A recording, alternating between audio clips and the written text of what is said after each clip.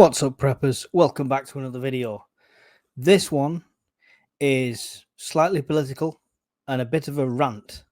It's one of those things I'm going to record and then review before I upload. So if I've uploaded it, I've obviously thought it's worth it. But it's political. So right now, if you're not interested in politics or anything like that, now's your time to turn off the video.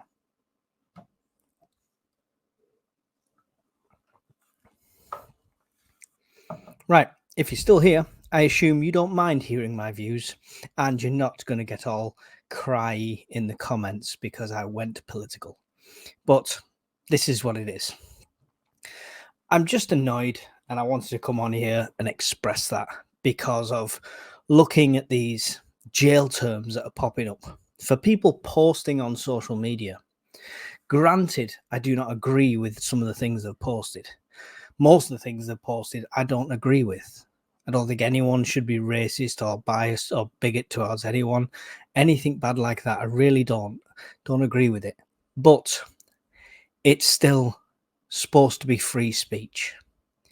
And we've got sentences being handed down from 20 months to 38 months in jail for this. 38 months in jail for a post on a social media platform.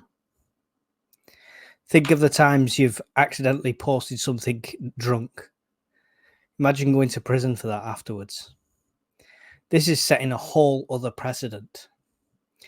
And then Mr. Starmer decides to come on and do his speeches after each evening of protests and riots, basically threatening the people. You will regret this, he said. And saying in his speeches that everyone involved is just far-right thuggery. You'd look at the protests. Before you started seeing kids burning bins and taking advantage of the situation and smashing up shops, they're idiots. Full stop. Do not condone that one bit. When it was the actual protests, it was every walk of life in them protests protesting this issue. So, cut to a few days later.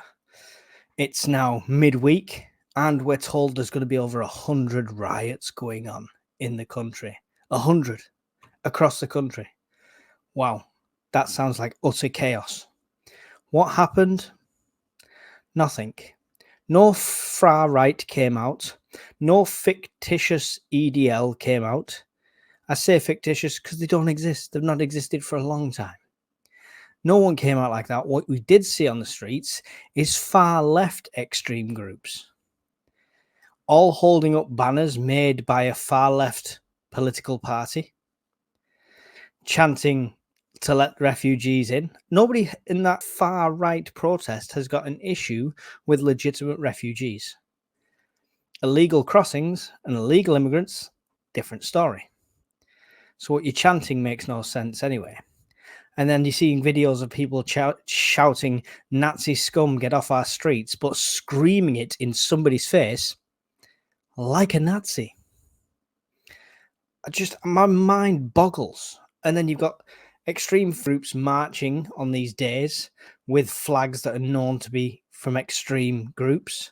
You've got extreme religious groups going out with weapons, fully masked up. It's just... And no wonder people are claiming two-tier policing, because the police were there and they were stopping them going so far, but there was no way the same sort of antagonism that was going on with the other protests. So you've got all these extreme left groups and all these anti-protesters out on the streets, and the 100 protests didn't happen. Not one happened. A few tiny little minorities came out shouting at the protesters, the anti-protesters that were there. You can't be a countered protester if there's no protest going on. So I'm afraid in that situation, you are the protesters. You are the issue. You are the one causing the problem. But most of the far right must have been at work that day, clearly, because nobody was out. They expected the same as the weekend. But we have jobs, we have bills to pay, we have the cost of living in the UK. So People couldn't get out during the week. It says something about this Prime Minister when Elon Musk is standing up and calling him two-tier Kia and criticising his response to the riots. Hopefully, that is the end of chaos on our streets and that's the end of all the rioting.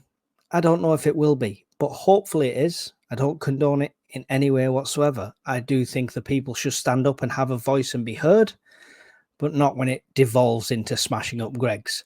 Leave Greggs alone. After seeing these arrests, people are worried about posting on social media. Why? What's going on?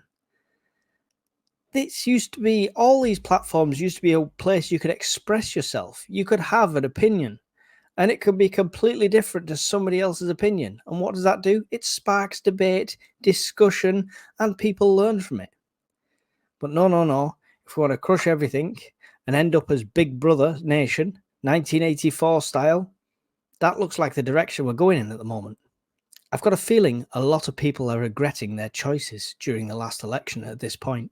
You could see in the popularity poll that Keir Starmer's numbers have completely plummeted. It wasn't the most popular to begin with, but it's took a massive hit through all of this. Don't think that's through the situation going on in the country. No Prime Minister can be blamed for what's happening in the country, but by not responding and reacting in the right way, by taking a side and clearly siding with one side in all of this, he's just alienated half, if not more, of the nation.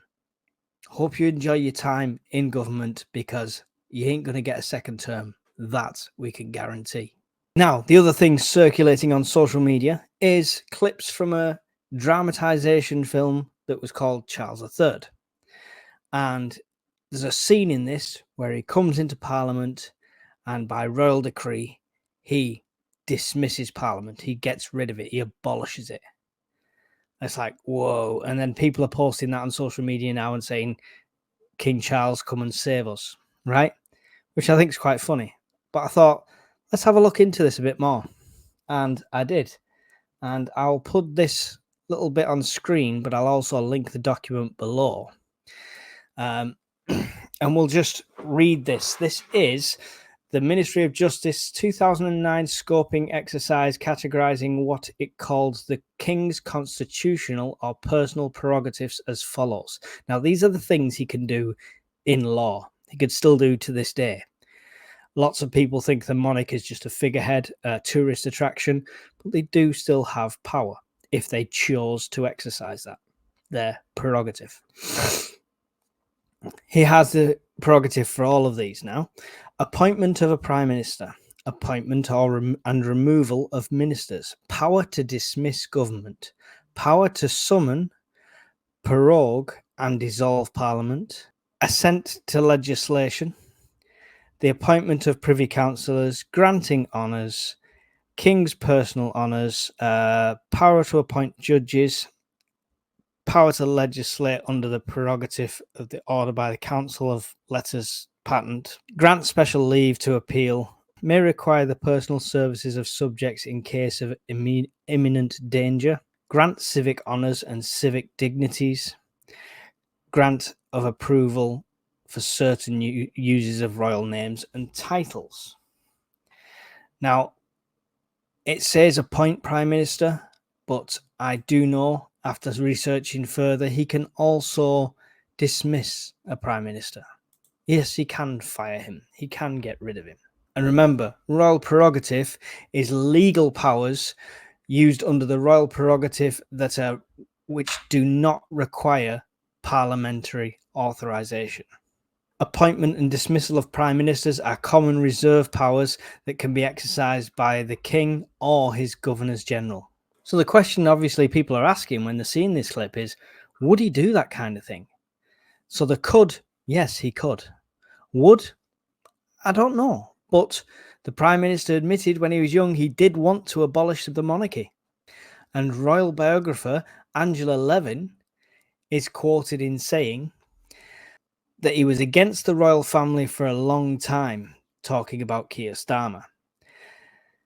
The Prime Minister doesn't want hereditary peers, and King Charles didn't like that. He felt very uncomfortable at that. This is when the King was reading out the Prime Minister's agenda. So with everything that's going on around the country, and with the way he's currently handling it, and with his dislike and distaste for the monarchy, the king could do something here. The question is, would he? The last time this power was exercised was 1834, when William IV dismissed Lord Melbourne. So, 190 years since this power's been used before, would King Charles step up, and will he potentially save what looks like a mess at the moment? And if he did do this, how would that play out? Would we have a monarch ruling us again? Or would it be a case of back to the drawing board and a new election? Let me know your thoughts on this and all things surrounding this in the comments below. Thanks for watching, guys. Don't forget to like and subscribe, leave your comments below, and I will see you all in the next video. Bye.